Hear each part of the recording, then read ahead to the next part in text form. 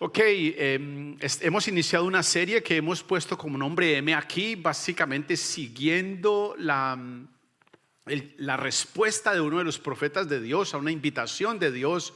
Lo que nos muestra el profeta es que hay una especie de conversación en los lugares celestiales y Dios está como mirando así hacia el infinito y preguntando: ¿a quién enviaremos para que les dé el mensaje de salvación a los creyentes? Para que le diga a la gente cómo ellos pueden ser salvos. Y lo que nos habla el profeta es como si Dios estuviera mirando a esta corte celestial y el profeta está allí, por allí cerquita, y Dios está como preguntando así en términos generales. Y el corazón del profeta se mueve y él dice: heme aquí, Señor, envíame a mí. El profeta se ofrece a llevar este mensaje. Y con base en esa declaración del profeta es que hemos iniciado esta serie. Heme aquí, Señor, envíame a mí. Y yo he puesto como título esta mañana: buenas noticias a los exiliados. Y la razón es lo siguiente: algo que tenemos en común todos nosotros acá es que somos exiliados. Todos acá hemos salido del lugar de nacimiento.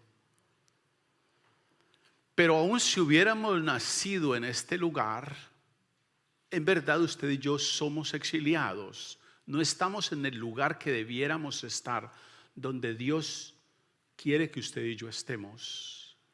A causa de nuestro pecado, ustedes y yo nos hemos autoexiliado del lugar donde Dios espera que ustedes y yo estemos. Y puse ese título, buenas noticias, porque es una palabra que nosotros usamos mucho. La palabra evangelio es muy común para nosotros y según sabemos, esa palabra evangelio quiere decir buenas noticias. Eso es lo que nosotros sabemos. Pero las palabras como evangelismo, evangelizadores, evangelios, evangélicos, evangelización, por el uso se han desgastado y tienden a perder el significado, tienden a perder la fuerza, al punto que cuando ustedes y yo a veces oímos que vienen evangélicos o que hay una campaña de evangelización, como que nuestro ser se contrae un poquito y encuentra cierta resistencia a eso.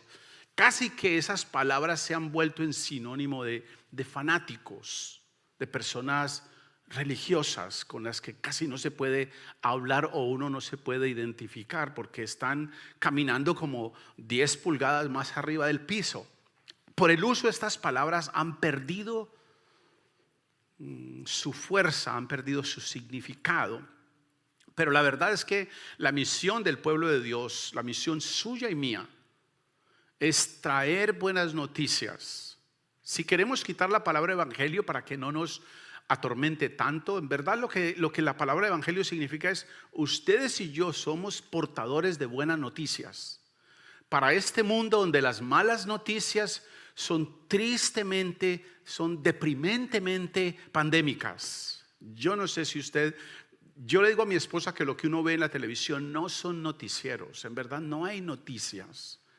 Hay un 90% de eventos puntuales que suceden en la ciudad, malos, donde alguien robó en una tienda o de alguien reventó la ventana de un carro o alguien le pegó. Esos son 90% de lo que usted y yo vimos en los noticieros. Si una persona llega de fuera y prende los noticieros de nuestra ciudad, muy seguramente se va a sentir aterrorizada a salir. Pero cuando yo veo estos programas que no son de noticia, que son de opinión, que tienen una agenda, a mí me parece que estas personas no viven en esta ciudad, porque en esta ciudad está pasando otra cantidad de cosas lindas, cosas extraordinarias. Sí están pasando ese tipo de cosas, pero no hay razón para sobreenfatizar eso. Ustedes y yo como pueblo de Dios somos encargados, hemos sido invitados a aportar el evangelio, las buenas noticias en este mundo donde las malas noticias son deprimentemente pandémicas. Todo es una mala noticia. Y enfatizan. Ahora quiero que me acompañen a entender que en este mundo exiliado de la luz de Dios, en este mundo que ha sido, se ha alejado, autoexiliado de la luz de Dios, ustedes y yo desde el principio hemos sido invitados a participar en estas buenas noticias. Miren lo que dice el profeta, acompáñenme a leer y leamos cuidadosamente, escuchen lo que desde el principio se nos ha dicho. Isaías capítulo 52, voy a leer los versículos 7 hasta el 10. Dice así la escritura: despierta, Sión, despierta, revístete de poder, Jerusalén, ciudad santa, ponte tus vestidos de gala, que los incircuncisos e impuros no volverán a entrar a ti. Sacúdate el polvo, Jerusalén, levántate, vuélvete al trono. Yo quiero hacer un pequeño paréntesis. Te vuelve al trono, libérate de las cadenas del cuello, cautiva hija de Sión, porque así dice el Señor: ustedes fueron vendidos por nada y sin dinero serán redimidos. Porque así dice el Señor omnipotente: en mis tiempos pasados mi pueblo descendió a Egipto y vivió allí. En estos últimos tiempos Asiria lo ha oprimido sin razón. Y ahora afirma el Señor: ¿qué estoy haciendo aquí? Sin motivo se han llevado mi pueblo, sus gobernantes se mofan de él. No hay un solo momento en que mi nombre no se blasfeme. Por eso mi pueblo conocerá mi nombre, y en aquel día sabrán que yo soy quien dice: aquí estoy. Qué hermosos son sobre los montes los pies del que trae buenas nuevas. Miren la palabra allí, es el mismo término que en el Nuevo Testamento ustedes y yo tenemos como evangelio. Qué hermosos son los pies sobre los montes, qué hermosos son sobre los montes los pies del que trae buenas nuevas, del que proclama la paz, del que anuncia buenas noticias, del que proclama salvación, del que dice a Sión: tu Dios reina. Escucha, tus centinelas alzan la voz y juntos gritan de alegría, porque ven con sus propios ojos que el Señor vuelve a Sión. Ruinas de Jerusalén, prorrumpan juntas en canciones de alegría, porque el Señor ha consolado a su pueblo, ha redimido a Jerusalén. El Señor desnudará su santo brazo a la vista de las naciones, y todos los confines de la tierra verán la salvación de Dios. Es una profecía extraordinaria, y como pueblo de Dios, los hijos de Dios caminaron sus vidas, anduvieron sabiendo que esa promesa era verdad. Ahora, si ustedes ven la descripción de la condición de las personas en la ciudad, es una condición deprimente. Están subyugados, están oprimidos, están esclavizados, y el Señor les dice: levántense, ustedes han sido libertados, quítense las cadenas del cuello. Las naciones van a ver. La comisión de llevar esa buena noticia ocurre como verbo y como sustantivo en la Escritura cientos de veces. Cientos de veces. Y la razón de esa insistencia para que esas noticias, esas buenas noticias sean llevadas, nos ofrece a nosotros no solo el camino que Dios quiere que ustedes y yo recorramos, pero además el mensaje que ustedes y yo debemos llevar. Cuando la Escritura nos dice tantas veces de manera tan repetitiva lo que la Escritura quiere, básicamente lo que la Escritura está es trazándonos a nosotros no solo el qué debemos hacer, pero además el cómo. Y todo lo que la Escritura nos dice acá es que llevemos esta buena noticia, esta nueva noticia. ¿Cuál era ese evangelio? ¿De qué se trataba el evangelio? ¿Qué era la buena noticia? Bien, la buena noticia era la promesa de un redentor, el nacimiento de ese redentor, el ministerio de ese redentor, la muerte de ese redentor, la resurrección de ese redentor. Ustedes y yo podemos hacer un trazo a través de la Escritura, como desde el principio mismo Dios nos habló de este evento. Y todo el pueblo de Dios ha habido a través de la historia humana un remanente que se mantiene fiel a Dios a pesar de la esclavitud, a pesar de las cadenas, a pesar de lo difícil, confiando en Dios, llevándole ese mensaje a los que están alrededor. Ustedes y yo somos exiliados, en verdad. Para ustedes y para mí son estas buenas noticias.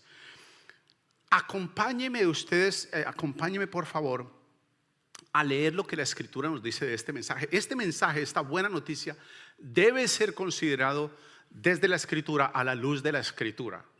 Es muy fácil que nosotros como organizaciones religiosas o según mis deseos o mis intereses, ahora está creciendo en nuestra cultura, en este momento social, una subcultura de gente espiritual, donde lo que le dicen a uno es que ellos son muy espirituales, pero yo no tengo ninguna afiliación religiosa, ni siquiera con Jesús. Pero yo soy una persona muy espiritual, le dicen a uno. Y es básicamente una reinvención, una reinterpretación de lo que mi corazón necesita, de lo que Dios me dice que necesito, pero yo rehúso y me invento mi propio camino. Entonces maquillo mi forma de ver las cosas, justifico lo que estoy haciendo y quiero hacer. Pero si ustedes y yo queremos ser honestos y debemos ser honestos, necesitamos interpretar este mensaje a la luz de la Escritura. Mire lo que dice el apóstol Pablo. Acompáñenme por favor en 1 Corintios capítulo 15 versículos 1 al 4. Está hablando el apóstol y dice: ahora, hermanos, quiero recordarles la buena noticia, el evangelio que les prediqué, el mismo que recibieron y en el cual se mantienen firmes. Mediante esta buena noticia, mediante este evangelio, son salvos si se aferran a las palabras que les prediqué. De otro modo habrán creído en vano. Porque ante todo les transmití a ustedes lo que yo mismo recibí, dice el apóstol, que Cristo murió por nuestros pecados. Miren dónde está este mensaje de redención. Él mismo está hablando de que él merecía condenación por su pecado, pero el mensaje, la buena noticia que nos da la Escritura es que Cristo murió por nuestros pecados. Y dice allí él, según la Escritura, que fue sepultado, que resucitó al tercer día, según la Escritura. Este no era un mensaje que estaba apareciendo en el momento de ellos. La Escritura y cuando él dice según la Escritura, tenemos que hacer el siguiente paréntesis acá. Él está hablando de lo que ellos en ese momento tenían, como todos los profetas, la ley y los salmos. Ellos no tenían el Nuevo Testamento. La Escritura que ellos están leyendo en ese momento es todo lo que ha hablado Dios a través de sus profetas. Y según la Escritura, este Cristo que Dios había prometido había de venir, había de morir, había de resucitar. Todo el fundamento de este evangelio, de esta buena noticia, se sostenía desde Génesis. Es repetida y recordada en la ley, en los profetas, en los salmos. Luego Mateo, Marco, Lucas nos narran el cumplimiento de este anuncio, de este mensaje, de este evangelio, de esta buena noticia. Nos dicen, ya llegó.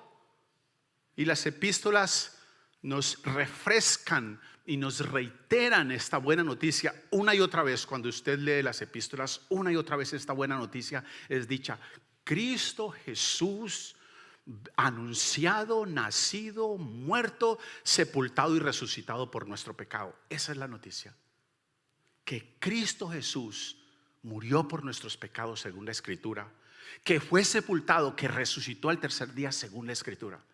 Y me encanta cómo él les habla, como él empieza diciéndoles: hermanos, ahora hermanos. No son gente extraña, no son de otra organización religiosa, no son gente antagónica a su fe, son hermanos. Todos necesitamos este Redentor. Esta buena noticia nos abarca a todos. Y lo interesante es que ese trazo que hace la Escritura desde Génesis hasta nuestro presente, ellos lo conectan de manera natural con las promesas que Dios hizo a Abraham. Mire lo que dice la Escritura. Escuchen por favor en Gálatas capítulo 3. Voy a leer los versículos 6 hasta el 14. Mire cuál es el lenguaje que ellos están hablándonos a nosotros como creyentes, y que la Escritura nos dice: así fue como Abraham le creyó a Dios y esto se le tomó en cuenta como justicia. Por lo tanto, sepan que los descendientes de Abraham son aquellos que viven por la fe.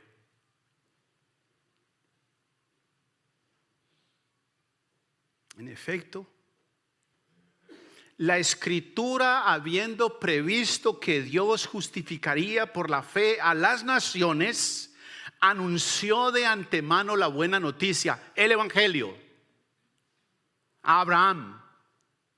¿Cómo así que a Abraham le hablaron del evangelio? Pero ahí no existían las 4 leyes espirituales.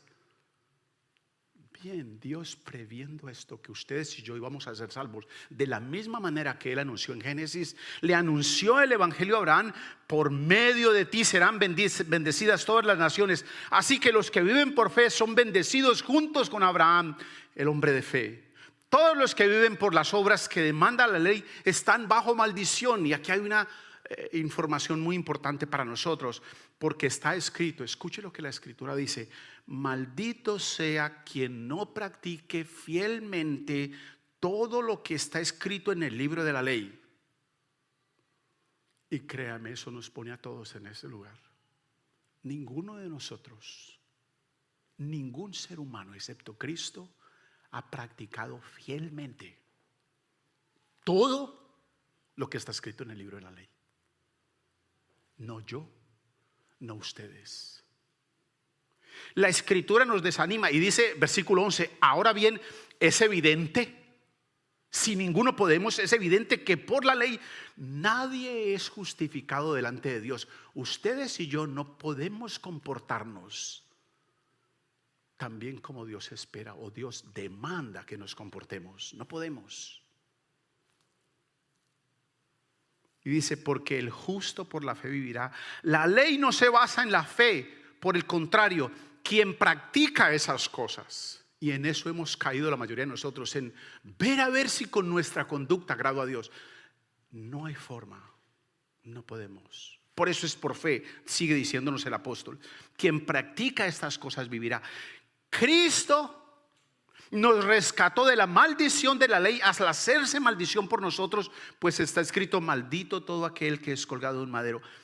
Así sucedió, dice la escritura, para que por medio de Cristo Jesús la bendición prometida a Abraham llegara a las naciones, y para que por la fe recibiéramos el Espíritu según la promesa. La escritura no puede ser más clara, animándonos a nosotros a descansar, a entender que este mensaje y este mensajero llegó a nosotros.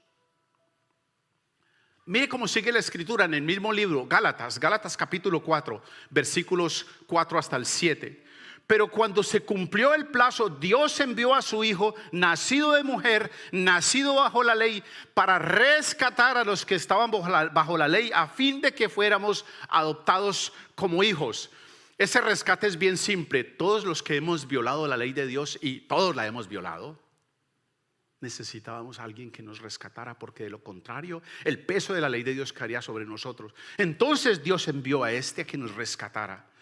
Ustedes, dice versículo 6, ustedes ya son hijos de Dios. Dios ha enviado a nuestros corazones el Espíritu y su Hijo, que clama: Abba, Padre, Padre amado, oh querido papá.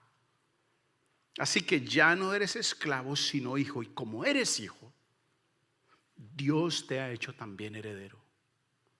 Es un cambio de identidad, es un cambio de naturaleza. Ahora ustedes y yo ya no le pertenecemos al pecado, porque Él ha pagado por nosotros. Ahora quienes creemos en esta obra de redención, quienes entendemos que solo por esta obra de redención y aceptamos que esta obra de redención es la única que nos salva, ahora Él nos constituye Él como sus hijos, como sus herederos. Cuando el pueblo de Dios se enfrentaba lo que era impensable para ellos, lo que usted y yo en verdad estamos experimentando en una pequeña dosis, el exilio. Cuando el pueblo de Dios salió del exilio, cuando perdió el exilio, para ellos era una cosa cruel, mucho más, en una escala mucho mayor a la que ustedes y yo. Ustedes y yo, al salir de nuestros países, hemos perdido familia, hemos perdido conexiones, hemos perdido a veces inversiones, hemos perdido propiedades, hemos perdido algunas cosas, pero en algunos casos, a pesar de la pérdida, el golpe no es tan aplastante. Pero sin desmeritar, sin tomar en poco esa pérdida que ustedes y yo hemos tenido, esa soledad que produce estar fuera de mi casa, fuera de mi tierra, fuera de los míos. Ustedes y yo estamos en exilio, pero cuando el pueblo de Dios sufrió ese exilio, cuando perdió la familia, la tierra, la ciudad, el templo, la esperanza, reciben esta noticia de parte de Dios. La buena noticia de Dios, de este mensaje liberador, el Evangelio de Dios. Y miren lo que dice en Isaías. Isaías es un libro extraordinario. Del capítulo 40 al 60 y algo, les repite y les repite, o nos repite, tenemos que decirlo, este mensaje de liberación que hoy usted y yo estamos disfrutando. Mire lo que dice Isaías 61. El Espíritu del Señor Omnipotente está sobre mí por cuanto me ha ungido para anunciar buenas nuevas. Otra vez esa palabra. Otra vez esa palabra que nosotros conocemos como evangelio, para anunciar buenas nuevas a los pobres. Me ha enviado a sanar los corazones heridos, a proclamar liberación a los cautivos y libertad a los prisioneros, a pregonar el año del favor del Señor y el día de la venganza de nuestro Dios, a consolar a los que están en duelo, a confortar a los dolientes de Sión. Me ha enviado a darles una corona en vez de ceniza, aceite de alegría en vez de luto, traje de fiesta en vez de espíritu de desaliento. Serán llamados robles de justicia, plantíos del Señor para mostrar su gloria. Y así cada profeta repite y repite esa intención, esa decisión, esa determinación de Dios de constituirse en el portador y en el ejecutador de esta buena noticia del evangelio. Él mismo vendría con esta buena noticia y nos daría. Y usted puede verlo a través de cada profeta.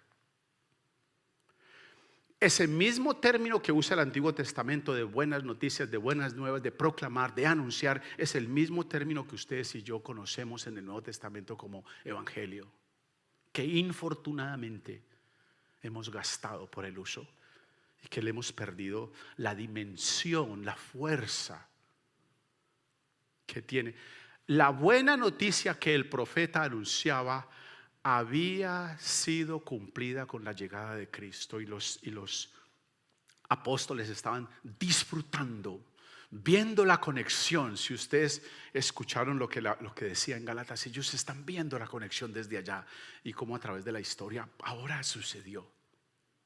Había sucedido, el Señor había llegado, y era exactamente lo que leímos en Isaías, ese mensajero que corría presuroso. ¿Cómo es que dice el versículo 7 en Isaías 52?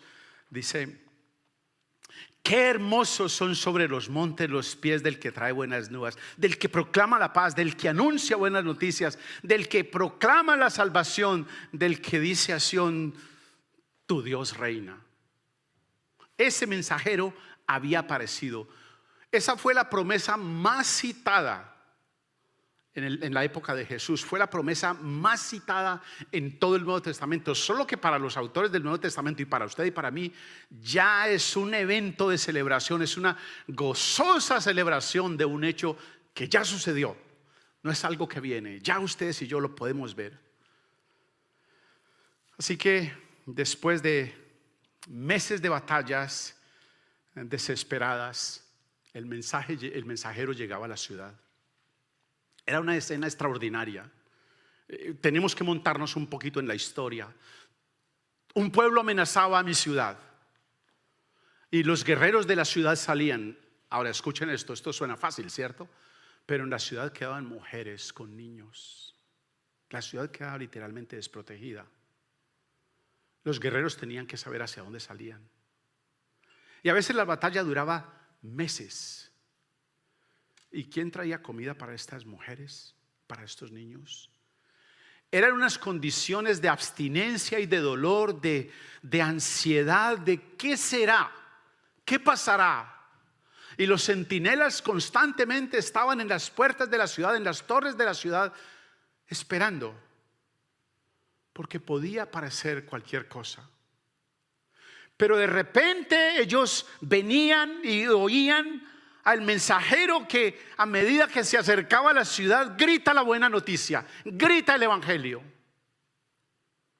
con declaraciones como: estamos en paz, estamos bien, hemos sido salvados.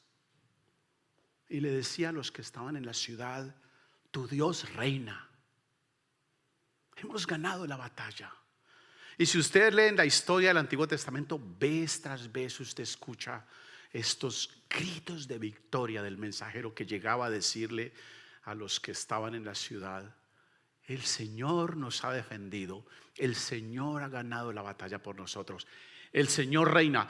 Ahora, esto de que el Señor reina era supremamente importante para ellos, porque era querer decir que la paz, la estabilidad, la seguridad, la ausencia de violencia, la ausencia del trauma que trae la guerra, todo eso ha desaparecido porque el Señor reina. El reinado de Dios trae esta palabra que ustedes y yo a veces hemos oído, el shalom, el welfare, en todo sentido.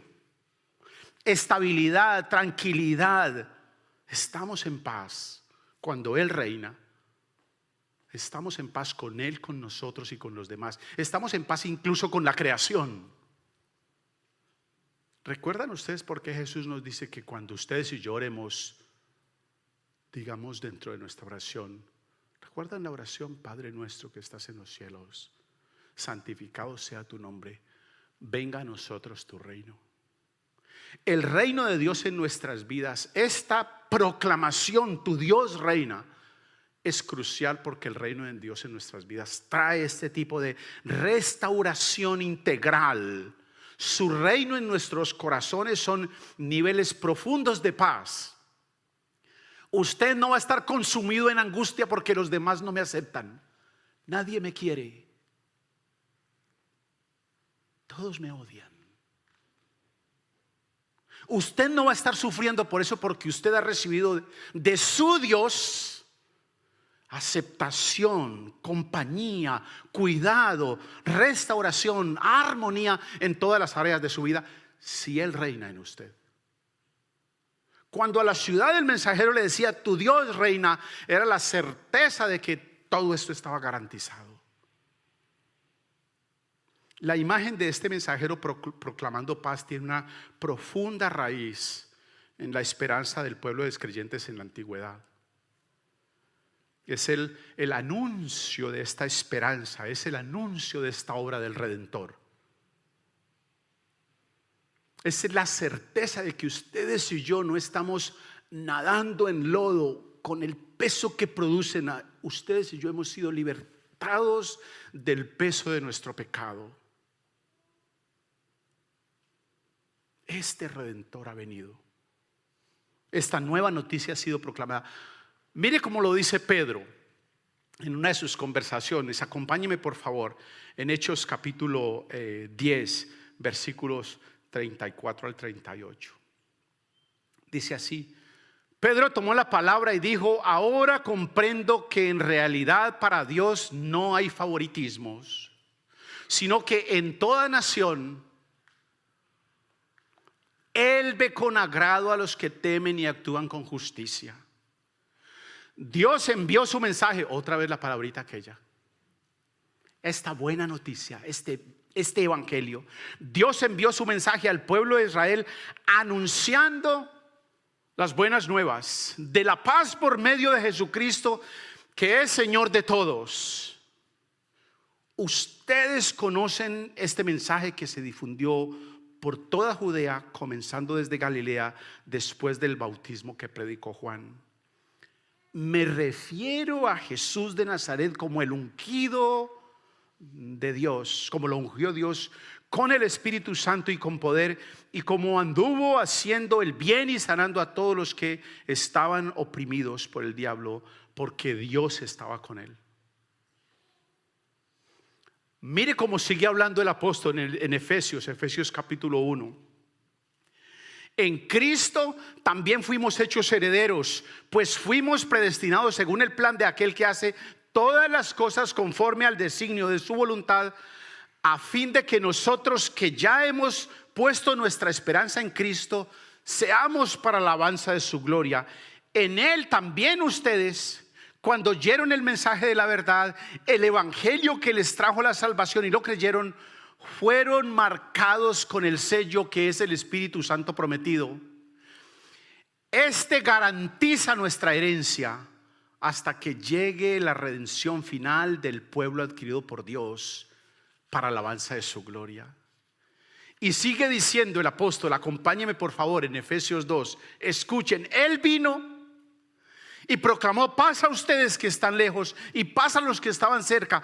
Pues por medio de Él, dice la Escritura, tenemos acceso al Padre por un mismo Espíritu. ¿Logran ver la Trinidad allí? En ese pasaje, versículo 18. Pues por medio de Él, refiriéndose a Cristo, va uno. Tenemos acceso al Padre, van dos. Por un mismo Espíritu, van tres. Y en otro pasaje anterior, otro que leímos, también nos ha hecho ese énfasis de este Dios poderoso, este Dios trino, este Dios único, actuando en favor nuestro, dándonos este nuevo mensaje. Versículo 19. Por lo tanto, a causa de eso, en vista de todo lo que hemos visto, ustedes ya no son extranjeros, ustedes ya no son extraños ni extranjeros, sino conciudadanos de los santos y miembros de la familia de Dios, edificados sobre el fundamento de los apóstoles y profetas. ¿Ven ustedes la conexión de toda la Escritura?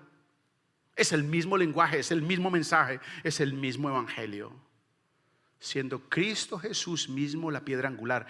En Él todo el edificio bien armado se va levantando para llegar a ser un templo del Señor. En Él también ustedes son edificados juntamente para ser morada de Dios por su Espíritu. Es la misma buena noticia, es el mismo evangelio para ellos, para nosotros y para los que vienen después de nosotros. Sus hijos, queridos hermanos, esta nueva generación, la única esperanza que ellos tienen de libertad es este mensaje de redención. Así que armémonos ustedes y yo de razones para hablarles de este mensaje de liberación. El reinado de Dios significa que ustedes y yo estaremos bien. Es la buena noticia para toda la creación. La creación misma será restaurada. Lo que Dios dijo cuando Él creó por primera vez, volverá a hacer. Ya no van a haber cardos, ya no van a haber espinas, ya no van a haber plantas venenosas. No va a haber problema.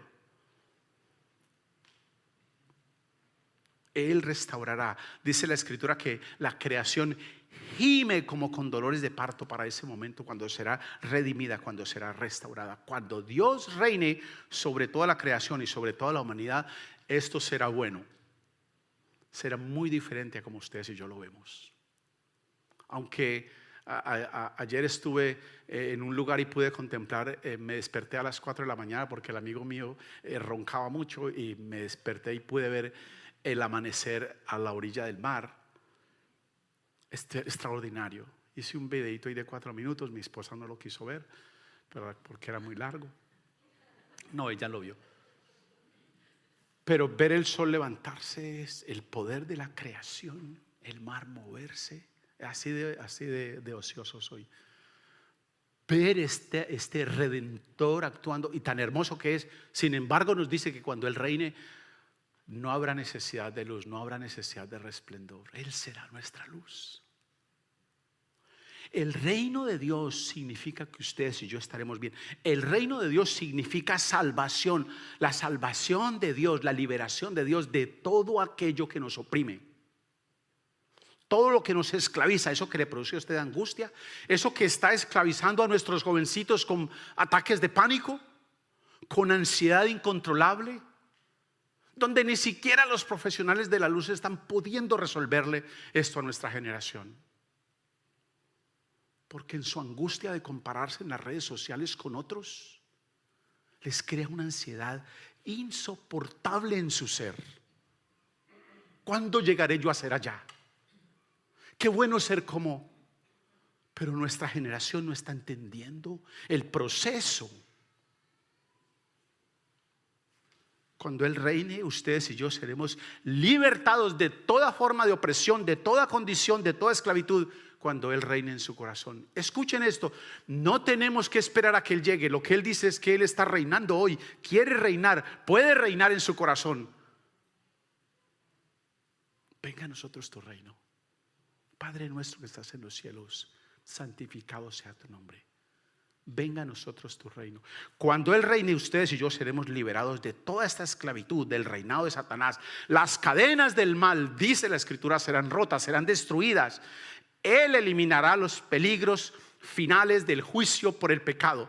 del peso del pecado a quienes crean cuando Él reine. La buena noticia del Evangelio de Dios habla de que Dios regresará. Según leímos en el versículo 8 en el pasaje de Isaías, dice: escucha, tus centinelas alzan la voz y juntos gritan de alegría, porque ven con sus propios ojos que el Señor vuelve a Sión. La salvación de Dios, el reino de Dios, implica que Él va a regresar. A la voz de este mensajero corriendo, dando las buenas noticias, los centinelas de la ciudad, dice la Escritura, gritan y logran ver que el reinado del Señor se aproxima. Dios ha regresado, Dios ha venido, Dios está volviendo a su ciudad para reinar Dios está volviendo a su ciudad para traer a los suyos hacia Él. No para imponerse sobre ellos, sino para darles su restauración. Dios está restaurando la adoración. El mundo lo vio cuando el Señor vino. Está marcada la historia por la venida de Jesús. Y el mundo lo volveremos a ver. No sé si nosotros, no sé si estaremos para ese momento, pero lo volveremos a ver cuando Él regrese por segunda vez a completar, a redimir a la humanidad, a su pueblo, a su iglesia para siempre. En versículo 9 del pasaje que leamos en Isaías, versículos 9 y 10, dice que hay una compañía de objetos que se unen a los centinelas. Dice que los vigilantes, las ruinas de la ciudad, los confines de la tierra, ahora se convierten en testigos de la victoria. ¿Cómo es que dice los versículos 9 y 10 de Isaías 52? Voy a leerlos por acá para que veamos. Dice: ruinas de Jerusalén, prorrumpan juntas en canciones de alegría, porque el Señor ha consolado a su pueblo, ha redimido a Jerusalén. El Señor desnudará su santo brazo a la vista de todas las naciones. Todos los confines de la tierra verán la salvación de nuestro Dios. Los mismos objetos inertes se convierten en testigos de este mensaje liberador. Se unen al mensajero y gritan de esta salvación, cantan de esta salvación. El versículo 10 hace una metáfora interesante, lo que se conoce en la Escritura como antropomorfismos. Dice que Dios desnudará su santo brazo.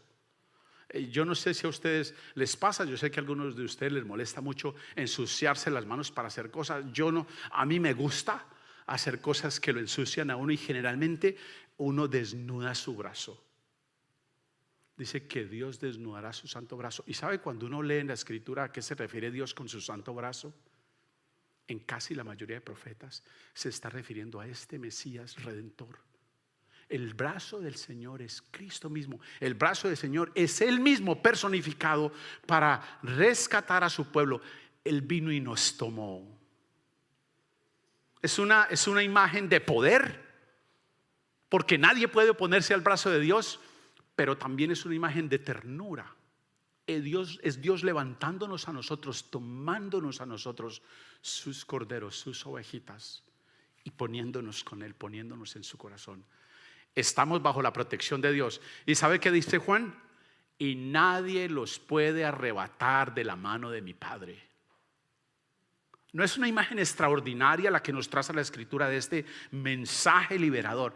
La buena noticia se extiende hasta los confines de la tierra. La promesa de Dios a su pueblo en la antigüedad tiene alcances y poder universales. Todas las naciones se benefician de este mensaje de redención. Todo aquel que crea. Mire cómo lo dice el salmista en uno de los salmos. Acompáñeme por favor. Salmo 96, versículos 1 al 5. Y luego de ese mismo salmo, los versículos 10 al 13, dice: canten al Señor un cántico nuevo, canten al Señor habitantes de toda la tierra, canten al Señor, alaben su nombre, anuncien día tras día su victoria, proclamen su gloria entre las naciones, sus maravillas entre los pueblos. Grande es el Señor y digno de alabanza, más temible que todos los dioses. Todos los dioses de las naciones son nada, pero el Señor ha creado los cielos. Que se diga entre las naciones: El Señor es rey, versículo 10. Ha establecido el mundo con firmeza, jamás será removido. Él juzgará a los pueblos con equidad.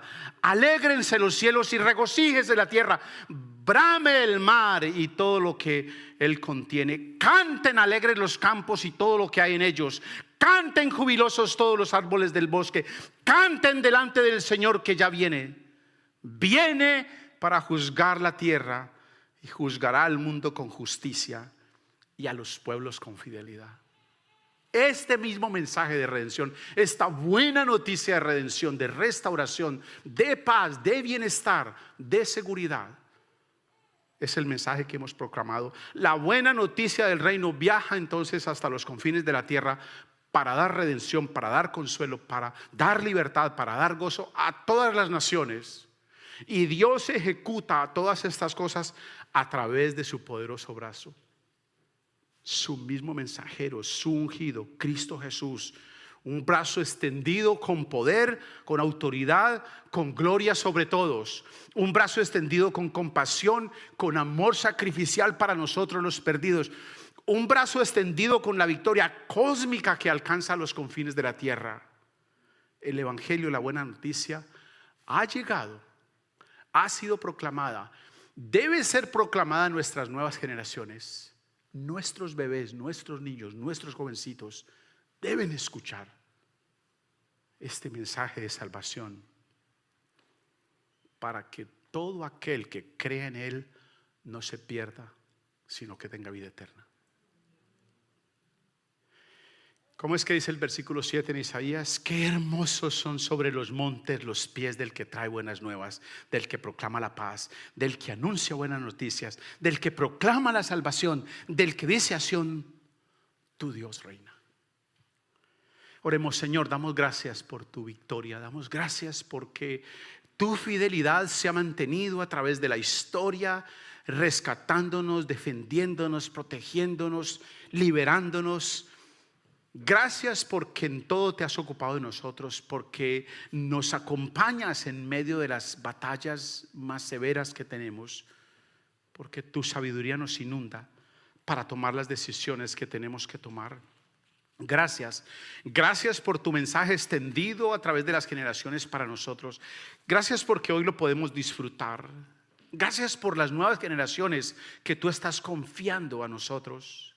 Oro por aquellos en este lugar que tienen hijos pequeños y desde Mía en adelante juntos elevamos una oración para nuestra generación que abarque a Mía, a Jackson, a Lucía, a cada uno de estos niños que han nacido, a nuestros jovencitos, a nuestros jóvenes mayores, a nuestros adultos en este salón. Señor Santo, sublime Dios de Israel, manténnos con la certeza en nuestros corazones de tu mensaje de libertad y ayúdanos a recuperar en nosotros mismos la esencia de lo que esta buena noticia significa, la libertad que produce, para que estas nuevas generaciones caminen en la misma libertad y no sean consumidas por el miedo, por la angustia, por la desesperanza. Ay, ponemos nuestras vidas en tu altar y la vida de ellos. Nos ofrecemos como voluntarios. Henos aquí, Señor. Envíanos a nosotros a anunciar este mensaje de restauración, de paz, de bienestar. Gracias por el privilegio. Juntos oramos en la autoridad de Cristo nuestro Señor.